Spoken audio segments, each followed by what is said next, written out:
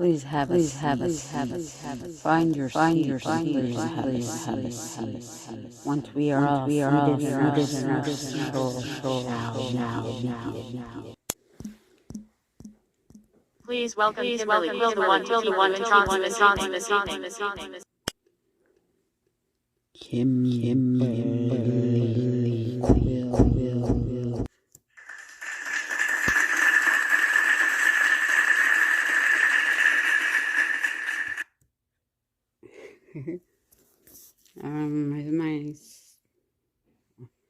Hey guys, what's going? I thought I was gonna be on the stage. Not ready yet, guys. I'm sitting here. I'm waiting for my big. It's not a show. I guess it is, but I'm just sitting here dancing my pants, waiting for my introduction. It's my first night, my opening night. Only have a few planned, I guess, but actually it's kind of, I get to stand on stage, annoy everybody for a while, and they get to pay me through the tickets for the show for a while. No, I mean, what else is better than getting paid for standing on stage with a mic and bullshitting with a couple people? Yeah. Now when I talk, I like to imagine a couple, but not really. But anyway, I have a major gig. I have to speak about my life after brain trauma, brain damage, living with aphasia, my speech disorder. You guys are a very selective, lucky few who get to hear me speak completely fluent, and it's awesome. I cut my hair recently. I lost my father to cancer in December, so I cut my hair and honor him. Well, native way afterwards, you cut your hair. And I know I went a little drastic, but he was a Marine superfly, so that's what I did. But I always had long hair forever anyway, so that's what it doesn't affect me, but anyway, I have to fly to Australia soon. I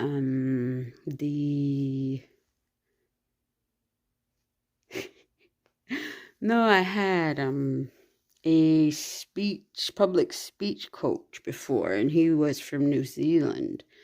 And a few weeks ago, he had an opening in a public dinner speech thing, but the keynote speaker disappeared, and it was about aphasia. So guess who was there? My speech coach from New Zealand.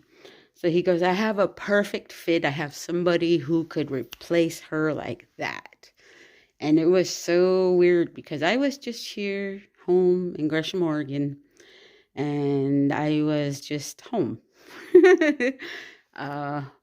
He calls me, and he's on Facebook and video like always. That's the only way I communicate most of the time. And he goes, Kimberly, are you doing anything? I go, no, I'm not doing anything. He goes, are you fluent at the moment?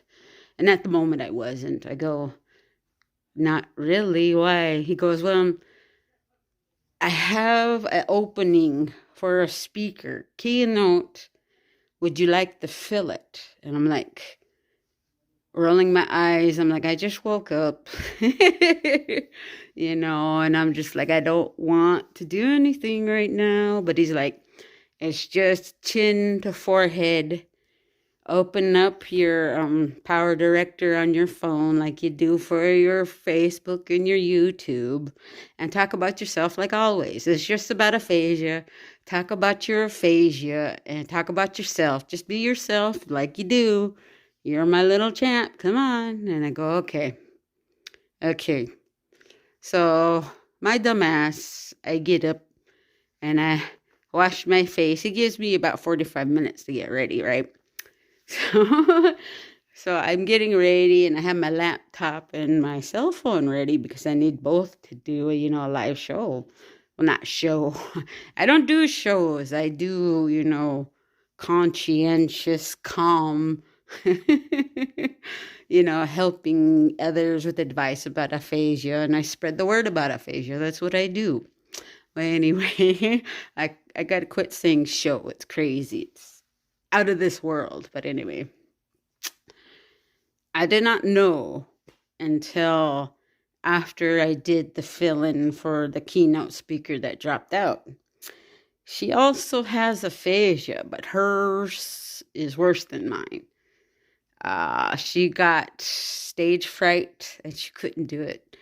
Me, I get stage fright, but I'm used to stage fright. When I was younger, like middle school to high school, I always did public speaking. I always did performing of different, forms. Me. But I've always been shy, but I'm used to, being in front of people. So I lucked out and I didn't freeze and I did a pretty good job. I mean, it kind of freaked me out because it was in front of like 15,000 people in a big giant auditorium. And I guess my head was on this big, huge screen. So I guess my face was like huge. I know I have a big head, but oh my God, come on, guys. No. But anyway, by feeling that keynote speaking empty spot that evening, I did a pretty good job.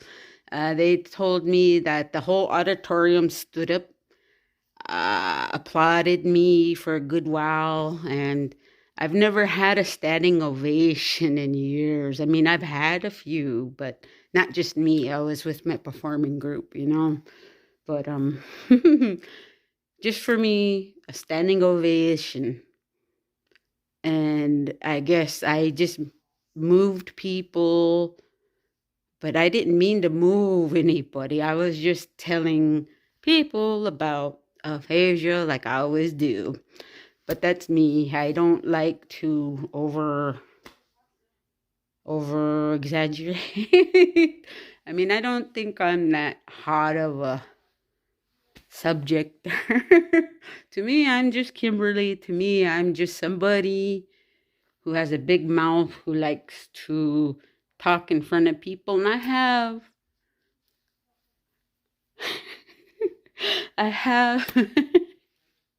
what do they call that? Guilty conscious. No, I'm not guilty conscious. I love showing off in front of people. I love speaking to the point to where they just in awe of me. They're just so entranced with me. They're like, they don't do that. But no, I was saying entranced because the other day I was thinking of my subject for Australia for my speech is that so many human beings are entranced by cell phones, television, movies, music. They're entranced by something.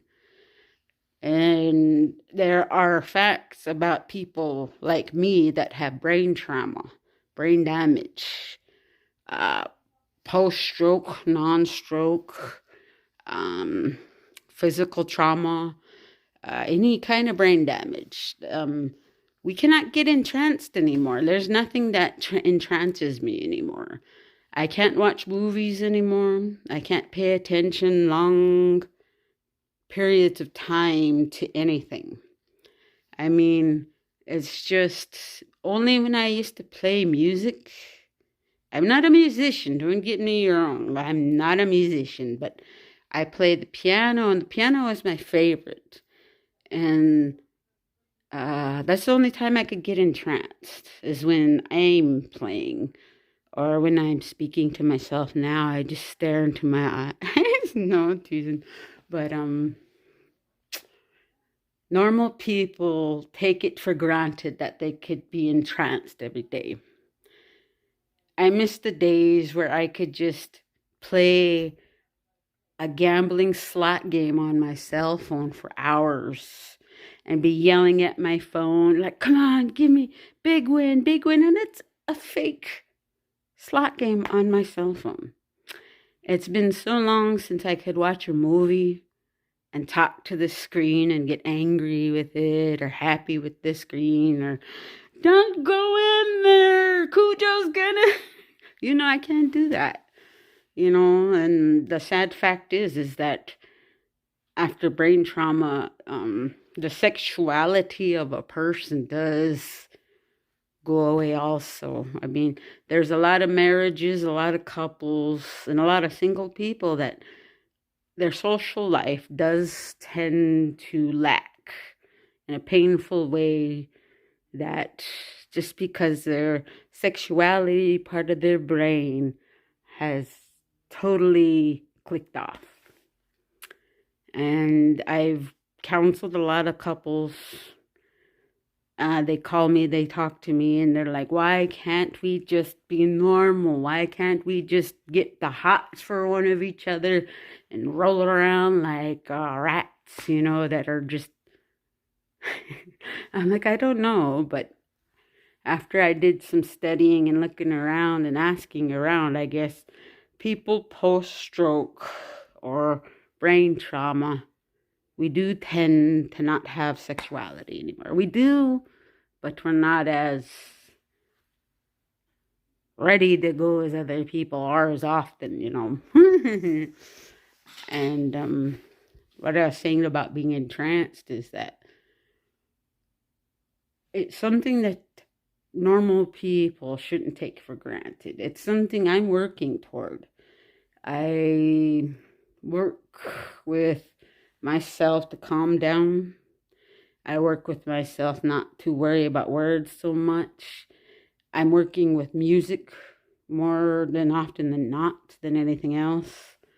And I'm trying to find that dream trance to where you're awake and you're totally conscious, but you could be in that. What I'm trying to say is I want to be tranced, and I can't be entranced by anything. But that is my focus for Australia, and this is what I want to work on. So if anybody has any ideas to entrance me with anything, give me a call, I am waiting very nervously. I do go to Australia in a few months. I do have to prepare, and me being the keynote lead speaker, well, I have aphasia, but the conference over there is for all brain disease, trauma, it's the whole damn brain. But they chose me to be the keynote speaker. I don't know. They are all high. I don't know, but basically, guys, just wish me luck, and I'll just do the normal thing as I do, is flap my gums and have no shame. I mean, that's the only way I know how to do it. I'm a truthful person who likes to flap her gums and her opinion everywhere I can. No, I'm not really like that. I mean, I'm not shy, is what I'm saying, and I'm glad of that. My not shyness is flying my butt to Australia. My not shyness is taking me to places that I've never ever thought I'd be, I'd never thought that people would even want to even pay to even, see me, let alone hear me for over an hour. Yeah, I'm just like, whoa. Hey, but I count my blessings, and I, hope to God I don't fuck up. Well, I mean, there's so much techniques I have to keep doing just to be able to speak. self-calming, self-comforting. Public anxiety is not a fun thing. Don't try it. That's one of those things where I will not say, don't knock it till you try it. Knock it, don't try it. Don't get let's see what else. I don't know. That's just me saying on the rise. You know, like I'm gonna be famous or something. No, I'm being silly as usual, and I've had a kind of a considerable dark time lately, but now I'm starting to see the light at the end of the tunnel finally. I've had a drastic, loss in my life. My father, he was the major part of my life, After my, brain trauma happened, this is where I came to live with my father, and he was a stern Marine Vietnam vet, He wasn't soft on me, he was tough on me. He would purposely confuse me and stick me. See, to me, that was mean. But to him, he knew he was helping me, and he did, and I'm just like, so I'm ready to go cry, but sorry. But, in memory of him, I'm going to keep going. And, like I always say, whatever hardships that the Lord puts in front of me, I will get over, get around, get through it. I keep going on every day because my heart's still beating. I can still taste food. I could still hear my big mouth going, So, if anybody needs any, entrancing moments to share them with me. No, I don't have entrancing eyeballs, but anyway, you guys have a good night. Kimmy says have a good night, and Kimmy says later, okay?